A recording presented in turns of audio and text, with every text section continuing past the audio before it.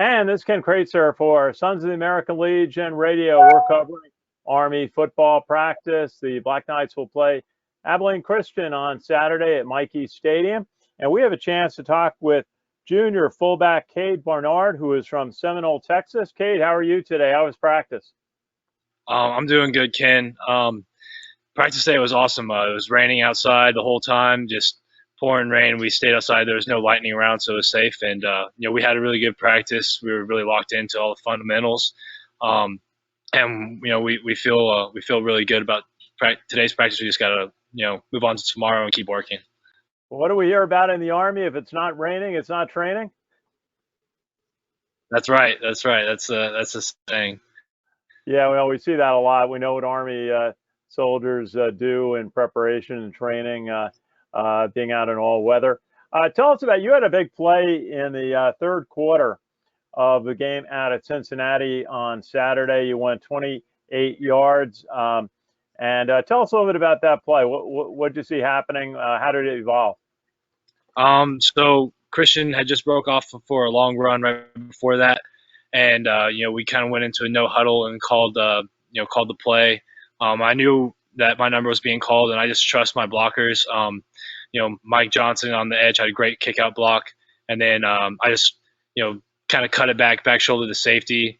And funny thing, I actually started cramping towards the end of that run. I don't know what happened. I was just Well, that was a big run for you and helped the Army offense be going into the fourth quarter.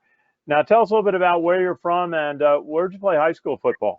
I'm from Seminole, Texas, so I played football there and at Seminole High School. It's a small 4A school, right between Lubbock and Midland, Texas. So, a lot of people who aren't from Texas have no idea where I'm from, and so I grew up with a small town. My older brother, Cade Barnard, actually coached linebackers at my high school.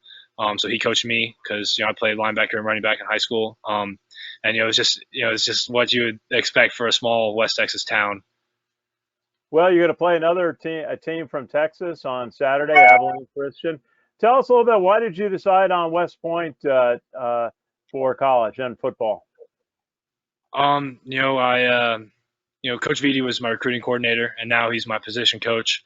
When he came to me when I was in high school, he came and visited the school, and he just told me straight up that West Point was going to be a difficult place, but it's difficult, but it's worth it, and it challenges you to be a better man. It challenges you to be, it challenges you to push yourself to your limits. And at first, when you're a freshman and sophomore, you kind of can get down on yourself. But the longer you're here, the more you realize how much it is worth it to go through the struggle.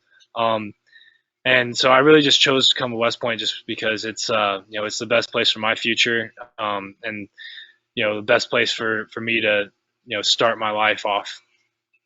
Yeah, how did you learn to, you've gotten to junior year, you've gone through two tough years, freshman and sophomore year. What did you have to learn to complete your first 2 years at West Point successfully?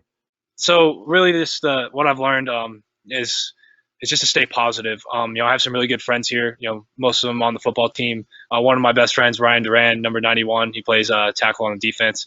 We were roommates, and he always talked to me about being more positive and just embracing everyday life and being happy with it. And I think that really is the key to success here, because you can get really down on yourself if you're struggling with grades and you're struggling with football and you're not playing as much as you want to, or whatever it is. There's a lot of things that can bring you down at West Point, but just having that positive attitude and being happy day to day, and taking time out to really enjoy being alive and being at the premier leadership academy that not many people get a chance to go to, and that to me is the key to success here at West Point.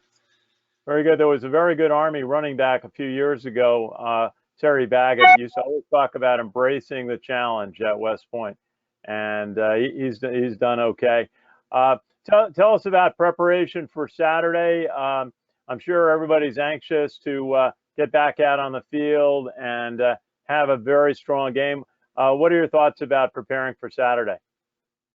We just got to take it one day at a time, and our coaches come up with a great game plan. They're always looking for other defenses, and for us, it's just to trust the process, to to really just focus in on the fundamentals and not make mistakes in practice. And we don't make those mistakes in practice, we're not going to make those mistakes in the game.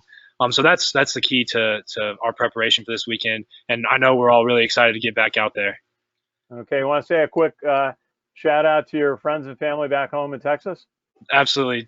So to all my 4 older siblings, Cole, Clint, Kara, and Kaylee, and my mom and dad, I love you guys, and I can't wait to see you guys.